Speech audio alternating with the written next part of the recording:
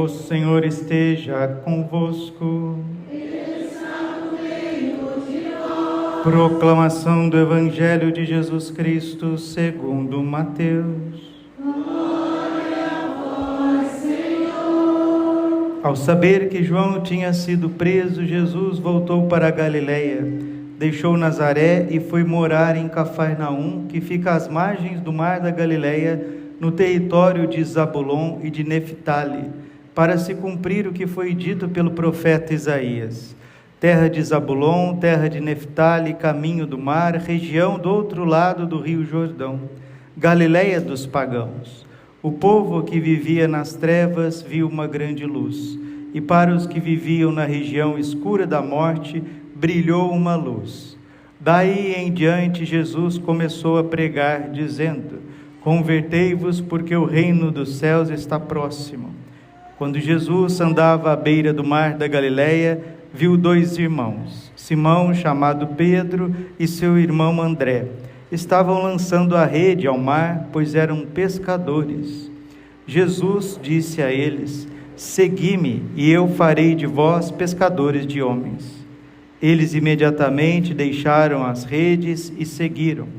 Caminhando um pouco mais, Jesus viu outros dois irmãos, Tiago, filho de Zebedeu, e seu irmão João. Estavam na barca com seu pai Zebedeu, consertando as redes. Jesus os chamou. Eles imediatamente deixaram a barca e o pai o seguiram. Jesus andava por toda a Galileia, ensinando em suas sinagogas, pregando o evangelho do reino e curando todo tipo de doença e enfermidade do povo. Palavra da salvação. Ave Maria, cheia de graça, o Senhor é convosco. Bendita sois vós entre as mulheres, bendito o fruto do vosso ventre, Jesus. Santa Maria, Mãe de Deus, rogai por nós, pecadores, agora e na hora de nossa morte. Vinde, Espírito Santo, vinde por meio da poderosa intercessão do Imaculado Coração de Maria, vossa amadíssima esposa. Podemos sentar um pouquinho. Jesus, manso e humilde de coração. Fazei o nosso coração semelhante ao vosso. Nós brasileiros, nós somos o povo do mundo inteiro. Não existe nenhum povo, nenhuma raça nesse mundo mais heróica do que os brasileiros. Por quê? Porque nós estamos no melhor país do mundo. Se você for olhar o Brasil tem as maiores terras agricultáveis. O melhor clima do mundo é o do Brasil. Aqui não é extremo de frio, aqui não é extremo de calor. Tem sim. Padre, o senhor mora em Cuiabá e fala que não é extremo de calor. Não, tem Cuiabá, tem Palmas, tem Teresina aí, Belém do Pará, Manaus. Mas, a maioria do nosso território, nós não temos terremoto, nós não temos intempéries. Agora que começou a vir tornado lá no Rio Grande do Sul, no Paraná, não tinha isso. Essas coisas vão vindo por causa do pecado também do ser humano. Aí os cientistas, não tem nada de pecado, são coisas da natureza. Coisas da natureza, sim, exatamente sim, e não. Porque quando o ser humano pisa em Jesus, na Eucaristia, comunhões em pecado mortal, falta de instrução do povo, quando Jesus é profanado, levado para esses lugares, a natureza se revolta. Sim, senhor, sim, senhora. Isso é bíblico, isso é místico, isso é mais do que verdadeiro. Nós brasileiros, nós temos o maior número de católicos do mundo, ao lado dos Estados Unidos. A maior quantidade de bispos do mundo, de dioceses, está aqui no Brasil. Nós somos um país, um lugar, uma terra abençoada por Deus, terra de Santa Cruz. E tem hora que a gente vive pior do que a turma que está em guerra lá na Europa e na África. Nós deveríamos ter uma qualidade de vida tremenda, o Brasil. Nós temos muito espaço e vivemos tudo amontoado. Nós temos muita comida e ficamos comendo coisas que não prestam. Tudo que é bom do nosso país vai lá para fora. O povão só fica com o restolho. Por que isso? Por que isso acontece? Porque o nosso povo é um povo muito bobo. Mas não é para se levantar, para fazer guerra, insurreição e ficar fazendo protesto, bagunça, não é isso não. O que acaba com o povo brasileiro e deixa ele meio lerdo, e a gente vai sendo escravo dos outros, é o pecado. O brasileiro, infelizmente, ele tem esse título, esse mau título, o jeitinho brasileiro, esse jeito malandro, esse jeito espertinho, e muitas vezes a gente joga isso para dentro da religião, e nós precisamos de conversão. Jesus está dizendo, a primeira coisa que Jesus fez, depois que ele chegou na Galileia, a sua terra, e a palavra está dizendo que é uma terra de pagãos, terra de Zabulon, terra de Neftali, caminho do mar, região do outro lado do Rio Jordão, Galileia dos pagãos. O povo que vivia nas trevas viu uma grande luz, e para os que viviam na região escura da morte, brilhou uma luz. Como nós precisamos da luz que emana do sacrário, que emana da Eucaristia, como nós precisamos, nós brasileiros, como que nós precisamos aprender a confessar os nossos pecados. O Papa São João Paulo II, que amava o Brasil, e como aquele Papa amava o Brasil, ele dizia, o Brasil é um país órfão de pais vivos, porque o brasileiro, infelizmente, a maioria do nosso Brasil é uma multidão de batizados não evangelizados. Eu já disse isso em algumas homilias e volto a dizer: católico ignorante, futuro protestante. Vamos dizer juntos? Católico ignorante, futuro protestante. Aí as seitas vão batendo nas portas das casas. Aí vem a pessoa ali com educação, com etiqueta, te aborda com etiqueta, bem vestido, porque parece que as seitas, as mulheres das seitas, os homens dessas seitas, eles se vestem bem, eles se vestem bem, conversam bem, são educados, leem a Bíblia, e lá dentro disso tudo está a heresia, para tirar o católico da missa, para tirar o católico do seio da Santa Igreja, para levar o católico para as suas portas. Mas por que tudo isso acontece? Porque a gente vai vivendo como gado, como diz aquela música, aquela música de um cantor nordestino: ô vida de gado, povo marcado, povo feliz. É o antigo pão e circo dos romanos, Pão e circo. O brasileiro é um povo feliz, é um povo alegre, mas se essa felicidade e essa alegria, que é connatural, a nossa raça, o nosso jeito, nossa cultura, se ela não foi iluminada, ela se torna essa perversão do carnaval, ela se torna essa baixaria que a gente está vendo na forma de se vestir. Eu já disse para vocês, eu digo aqui na autoridade de Cristo, na autoridade da Palavra de Deus, na autoridade da Santa Igreja, aqui não é uma conversa de compadre, aqui nós estamos proclamando a palavra da salvação, não esqueçam disso. Missa é salvação, missa ou é céu, ou é purgatório, ou é inferno, não é brincadeira. Missa não é pelada de final de semana, não é café com bolo na casa da tia. A missa é a nossa salvação. A palavra de Deus é a luz da nossa vida. E é para ela que nós vamos prestar contas de tudo. E é para ela e dela que nós temos que tomar as nossas decisões, o nosso comportamento. Levítico 19, versículo 28. O Senhor diz assim: não quero que façais figura alguma nos vossos corpos, e nem incisões nas vossas carnes, eu sou o Senhor, o vosso Deus. E lá no 19, versículo 21, está escrito: sede santos como eu, o vosso Deus, sou santo. Esses dias eu vi uma estatística, de cada 4 brasileiros, 1 já tem tatuagem.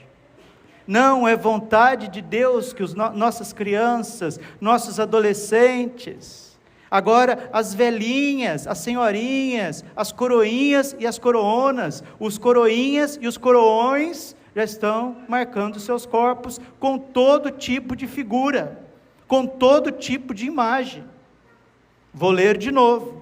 Levítico 19, versículo 28, é palavra da salvação, é palavra do Senhor, é Deus quem está dizendo para nós, povo brasileiro: não quero que façais figura alguma nos vossos corpos, nem incisões, furos nas vossas carnes.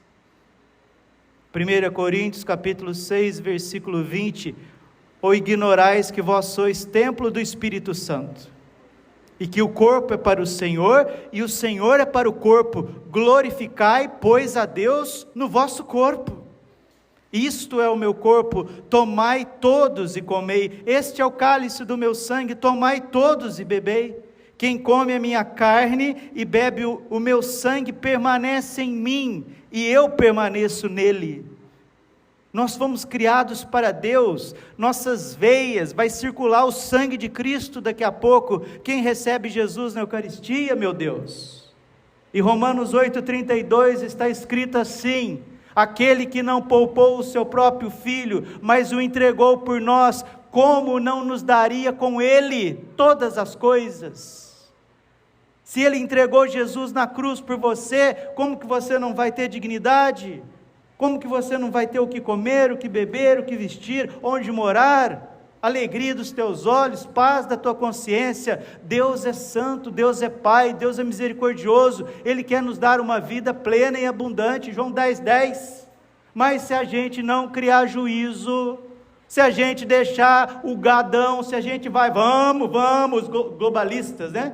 O globalista, a elite mundial, vamos gado, vamos comer glúten neles, glúten, vamos, leite sintético, ovo sintético, vamos, palha, vai tomar café, palha de café, vai o óleo para fazer comida, transgênico, vamos gado, vamos, pornografia, vamos soltar site pornográfico para todo mundo, vai comendo de qualquer jeito. Vamos gadão, vamos embora. Cerveja, não existe no Brasil, não existe no mundo lugar que se fabrica tanto cerveja, cachaça, vamos gado, povo feliz, caminhando para o abismo da perdição. Nossa Senhora disse isso em Fátima, mostrou o inferno para os 3 pastorzinhos, e mostrou: se a gente não se converter, se a gente não viver na dignidade de filho de Deus, a gente caminha com as próprias pernas para a perdição. Santa Teresa de Jesus diz assim: o cristão, o católico que para de rezar, não precisa nem do diabo para o perder, ele se perde por si mesmo, porque a oração é que vem à luz das nossas decisões. Daí em diante, Jesus começou a pregar dizendo, Mateus 4, versículo 17, convertei-vos, porque o reino dos céus está próximo. Para com esse negócio de pintar o teu corpo, para de ficar fazendo furo para todo quanto é lado. Vamos parar de nos vestir de forma errada, parar com essa conversa mole, esse jeito errado de se conversar, de falar essas bobajadas. Parar com isso. Nós somos de Deus, nós somos o Cristo na terra. Você, mulher, é uma outra Nossa Senhora, você, homem, é um outro José, eu, padre, sou um outro Cristo, meu Deus do céu, que responsabilidade. Efésios capítulo 4, versículo 29, que não saia nenhuma palavra torpe das vossas bocas, como convém a santos, porque a boca fala do que o coração está cheio. É com a boca que a gente pronuncia o Pai Nosso, é com a boca que a gente diz Ave Maria, é com a boca que a gente diz Amém, é com a boca que a gente recebe a Eucaristia, e ali você vai ficar falando palavrão, você vai ficar falando essas piadas baixas, essas expressões, essas gírias fedorentas, nojentas, que a gente vê toda hora.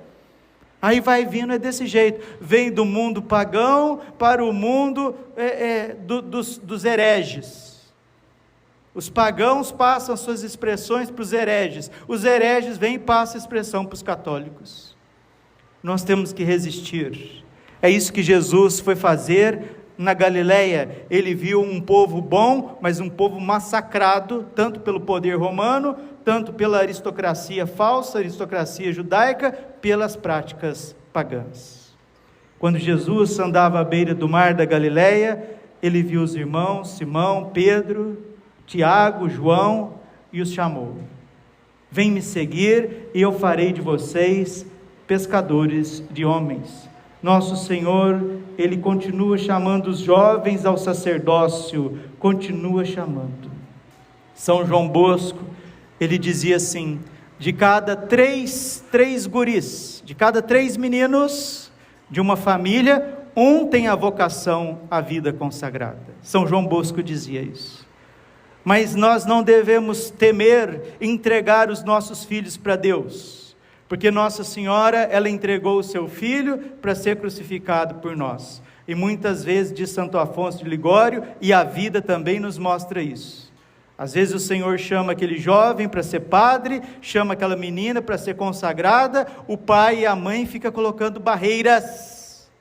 Muitas vezes, a família que isso acontece, o filho se perde, a filha se perde. E grande é a ruína, já aqui na terra e depois da vida, depois da morte.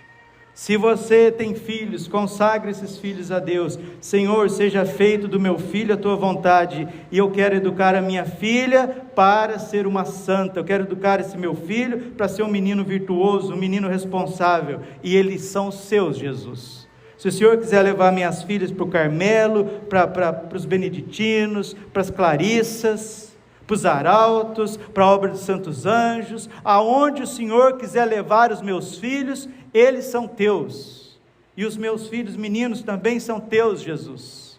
Se o Senhor quiser fazer deles grandes pais de família, homens de pregação, homens à frente de comunidade, também está aqui, Senhor. Eles são os meus filhos, são teus, Jesus, são teus. Eu já ouvi, gente, de gente católica, gente que vai na missa, pessoa com essa expressão dizendo assim: ah não, a gente cria filho, né padre, mas a gente cria filho é para o mundo, né padre? Ai, meu Deus do céu, cria filho para o mundo, de que jeito? Nós temos que criar os nossos filhos para Deus, para o céu, para as virtudes. Tiago capítulo 4, versículo 4, amigo do mundo, inimigo de Deus. Vamos repetir? Amigo do mundo, inimigo de Deus. E Jesus os chamou. Eles imediatamente deixaram a barca e o pai e seguiram o Senhor. Jesus andava por toda a Galileia, ensinando em suas sinagogas, pregando o evangelho do reino e curando todo tipo de doença e enfermidade do povo.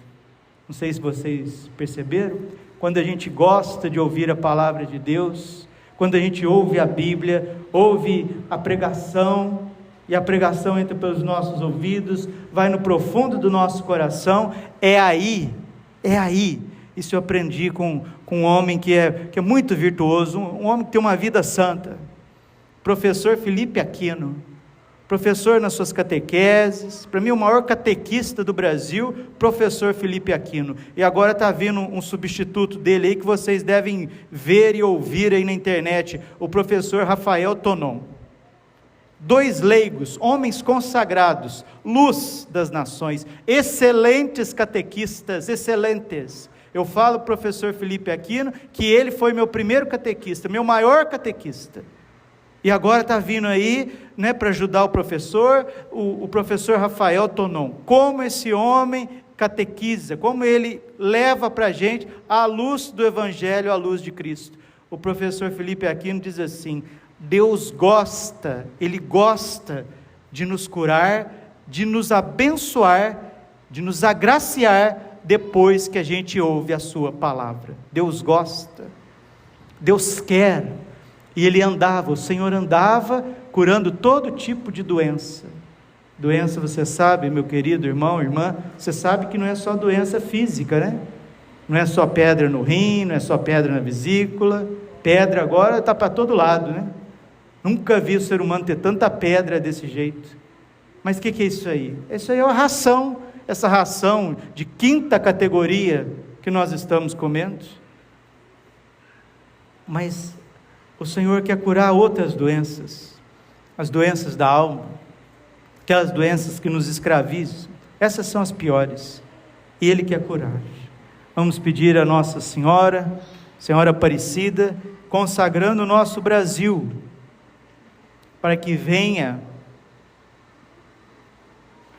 um tempo novo para nós, porque Isaías repetiu a mesma coisa: o povo que andava na escuridão viu uma grande luz, para os que habitavam nas sombras da morte, uma luz resplandeceu, fizeste crescer a alegria, e aumentaste a felicidade, todos se regozijam na sua presença, como alegres ceifeiros no dia da colheita, ou como exaltados guerreiros ao dividirem seus despojos.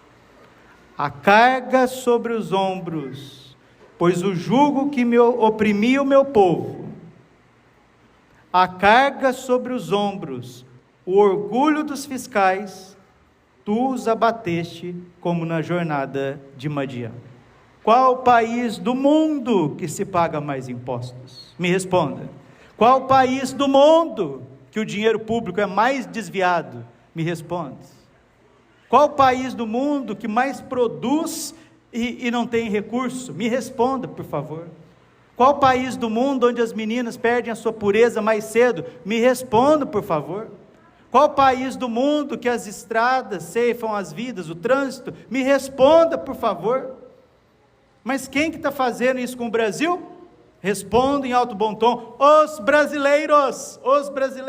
Nós temos a arte de nos arrebentar, de nos destruir. Por quê? Porque somos malandros, safados, espertinhos, e não queremos que Jesus transforme a nossa vida.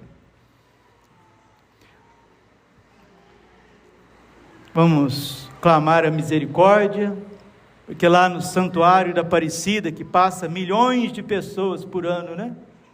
Se todas aquelas milhões de pessoas que passam no Santuário de Aparecida realmente falassem assim: eu quero confessar os meus pecados, uma vez por mês, fazer minha confissão, rezar o meu terço diário, devolver o meu dízimo, quero ler a minha palavra, ir mais à missa, fazer a adoração ao Santíssimo, aprender a jejuar, pedir a Deus que controle as minhas emoções, pedir a Deus que controle os meus sentimentos, os meus desejos, achar a paz interior. Daí você veria o país mais desenvolvido do mundo, o Brasil. E depois do triunfo do coração imaculado de Maria, o Brasil vai se tornar aquilo que ele foi eleito por Deus para ser: a maior nação católica do mundo. Padre Jonas Abib pregou isso, está registrado em vídeos, em áudios, ele pregando que Deus destinou o Brasil a ser um celeiro das nações, tanto de comida quanto de santidade. Por isso que a elite global investe contra o Brasil para destruir o nosso povo. E consegue ainda fiscais, consegue ainda agentes para fazer isso. Aí essa conversa de vai para lá, para a esquerda, vai para a direita, esquerda, direita, centro, isso é conversa fiada, porque quem dá as regras é eles que estão lá em cima. Mas se a gente não se converter aqui embaixo, sempre seremos gado, povo marcado, mas não povo feliz. Povo oprimido, povo destruído, povo acabado, arrebentado. Que não aconteça conosco o que está lá em Oséias 4:6, o meu povo se perde por falta de conhecimentos, mas eu não censuro tanto o povo, mas sim o sacerdote, que tropeçará em pleno dia. Nós padres, nós bispos, nós não somos de direita, de esquerda, de centro, nós somos de Cristo, nós temos a força do Espírito Santo, é essa que liberta o coração, é essa que tira a gente das trevas, da ilusão, essa que tira a gente da opressão que vem de cima e que a gente nem vê. Nossa Senhora disse em Simbres que a opressão e a escravidão do Brasil viria de fora, mas se formos um povo unido, com o rosário na mão, o joelho no chão, Deus afastará esses demônios daqui. E aqui será um país, uma terra que mana leite e mel, um povo feliz de verdade, não um povo marcado pelo pecado, um povo gado, que só quer saber de prazer, de imediatismo. Ao lado de Portugal, o Brasil é o país de mais ansiosos do mundo. Por causa de quê? O que é a ansiedade? A ansiedade é a felicidade que você não consegue, ela fica sempre distante, isso gera ansiedade, sempre está distante, o que a gente quer está sempre distante. Mas quero dizer para você e para mim, principalmente para mim, essas palavras valem muito mais para mim do que para vocês. A felicidade que você quer e acha que está distante, está muito mais perto de você do que você imagina. Está no sacrário, na Eucaristia, cada dia. Está te esperando, vinde a mim, e eu vos aliviarei, eu vos saciarei. Tenho sede, está em Cristo, e você acha que está longe. Glória ao Pai, ao Filho e ao Espírito Santo, como era no princípio, agora e sempre. Coração imaculado de Maria, confiança, saúde. A fé que nós vamos professar, nós precisamos vivê-la, porque a fé sem obras, ela é morta em si mesma. Creio em Deus Pai Todo-Poderoso, Criador do céu e da terra, e em Jesus Cristo, seu único Filho, nosso Senhor, que foi concebido pelo poder do Espírito Santo, nasceu da Virgem Maria, padeceu sobre Pôncio Pilatos, foi crucificado, morto, sepultado, desceu à mansão dos mortos, ressuscitou ao terceiro dia, subiu aos céus, está assentado à direita de Deus Pai Todo-Poderoso, de onde há de vir a julgar os vivos e os mortos. Creio no Espírito Santo, na Santa Igreja Católica, na comunhão dos santos, na remissão dos pecados, na ressurreição da carne e na vida eterna. Amém. Com alegria cantemos o nosso ofertório.